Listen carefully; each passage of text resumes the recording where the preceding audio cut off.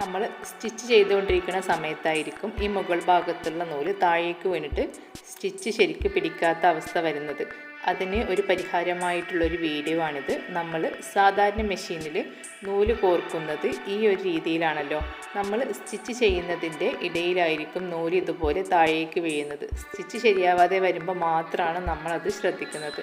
അത് ശരിയാക്കാൻ ആദ്യം നമുക്ക് ഈ മുകൾ ഭാഗത്തുള്ള നൂല് മൊത്തത്തിലൊന്ന് എടുത്തിട്ട് നമ്മുടെ ഭാഗത്ത് കാണുന്ന ഈ ഹോളിലൂടെ ഇട്ടിട്ട് സാധാരണ നൂല് കോർത്തെടുക്കുന്നത് പോലെ കോർത്തെടുക്കാം.